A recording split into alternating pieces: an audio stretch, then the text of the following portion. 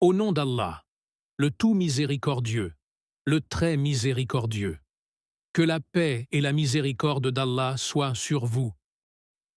Voici le 21e épisode de l'explication du poème L'identité, tiré du recueil Le Nectar, écrit par le cheikh Al-Koussi à propos de l'imam Al-Mahdi, que la paix soit sur lui. Dans l'épisode précédent, nous nous étions arrêtés au vers suivant du cheikh Al-Koussi, où il disait « Alors prosterne-toi, humilié devant Allah, brisé par ta pauvreté, car tout mérite revient au Maître, présente toujours des excuses et prie sur lui.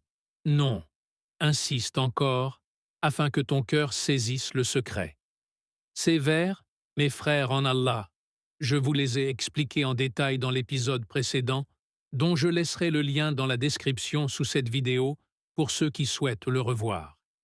Puis, le cheikh Al-Koussi poursuit son poème en disant « Ô mon grand-père, que la prière d'Allah et 1000 salutations parfumées soient sur toi. » Ici, le cheikh Abdallah Salah al-Din al-Koussi affirme clairement que l'imam al-Mahdi est un descendant du prophète Muhammad, que les prières d'Allah et la paix soient sur lui et sa famille, en l'appelant mon grand-père, et en lui adressant les prières et salutations parfumées d'Allah.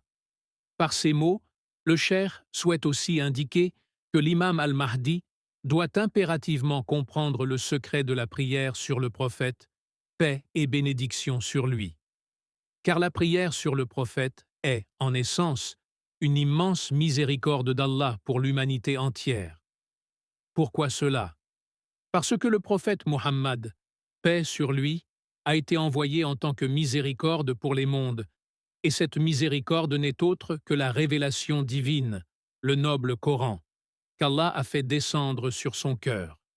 Ainsi, lorsque l'imam al-Mahdi prie sur le prophète avec une compréhension profonde de ce secret, il réalise intérieurement que cette prière est une invocation à Allah pour qu'il augmente la lumière, la révélation, la sagesse et les secrets spirituels accordés au prophète Muhammad, paix sur lui.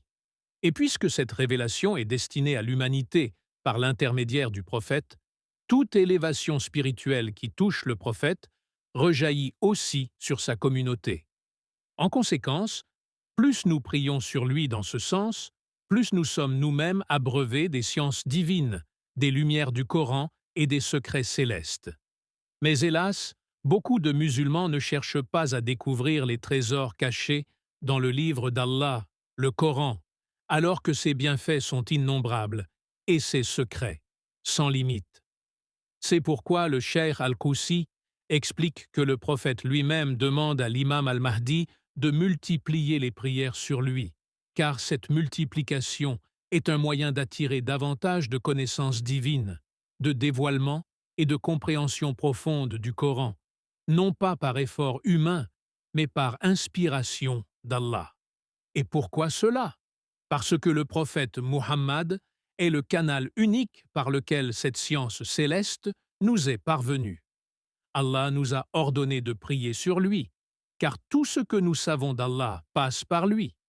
Puis le cheikh poursuit en disant « Sur toi, la prière de notre Maître, prière du verset suprême. » Ici, le verset suprême désigne l'événement de l'Isra et du Miraj, le voyage nocturne du prophète Muhammad, paix sur lui, au cours duquel il vit les plus grands signes d'Allah et accéda au royaume céleste.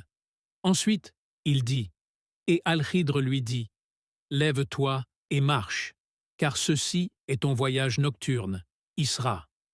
Voici le bourraque de la lumière divine, enfourche-le. L'oiseau t'a touché, et tu vivras dans les mystères jusqu'à ce que tu sois pleinement satisfait. »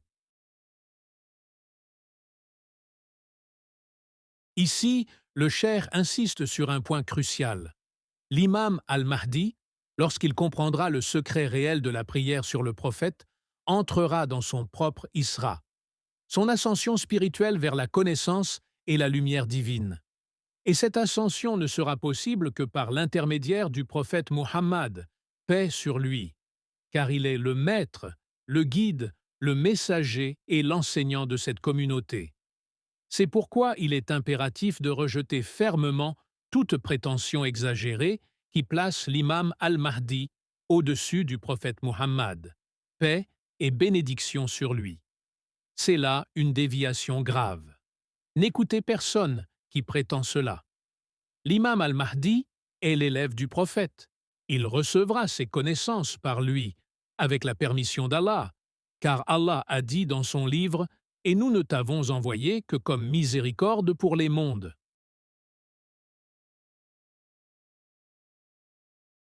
Puis, le cheikh al-Koussi poursuit son poème en disant « Et Al-Khidr dit « Lève-toi et marche, car ceci est ton voyage nocturne, Isra ». Ici, dans ce vers, le cheikh al-Koussi veut dire que, après que le prophète Muhammad, paix et salut soient sur lui et sur sa famille, ait montré à l'imam al-Mahdi, accompagné également d'Al-Khidr, paix sur lui, tous les événements qu'il devra traverser, dans ce qu'on appelle la période de l'attraction, Al-Jadb, période qui durera 17 années de grandes épreuves, de tristesse, d'angoisse, de maladie, d'obstacles et de blocages. Ils lui ont révélé qu'ils ont toujours été à ses côtés tout au long de cette traversée, pour l'aider à tenir bon, pour l'épauler et lui permettre de supporter ces épreuves douloureuses. Durant cette période, il se sentait étranger à son propre corps, oppressé dans sa poitrine, le cœur brisé, ne voyant que des mirages d'eau dans un désert aride. Sa vie semblait figée, bloquée dans tous les domaines matériels. Il ne voyait que des reflets, des illusions, comme des images de ce qu'il désirait, dans ses rêveries éveillées. Tout cela visait à le détacher des passions matérielles qui l'envahissaient de l'intérieur, afin qu'il n'ait plus d'autre chemin que celui de la spiritualité, la voie du dépouillement et de la certitude. Une voie qu'il allait emprunter jusqu'à Allah, comme s'il était contraint, sans échappatoire, vers cette destinée. Il devait poursuivre cette voie jusqu'au bout, un chemin qui débouchera sur l'événement décisif, l'Isra, la nuit de sa grande restauration. Ainsi, Al-Khidr, paix sur lui, dit à l'imam al-Mahdi « Lève-toi et marche, car ceci est ton Isra ». Cela signifie qu'il veut lui dire « Ton ascension spirituelle, Isra, commencera par l'intensité de tes prières sur le prophète Muhammad, paix et salut sur lui et sa famille. » Car le prophète, paix sur lui avait dit auparavant « Multiplie cette prière sur moi ». Et pourquoi cela?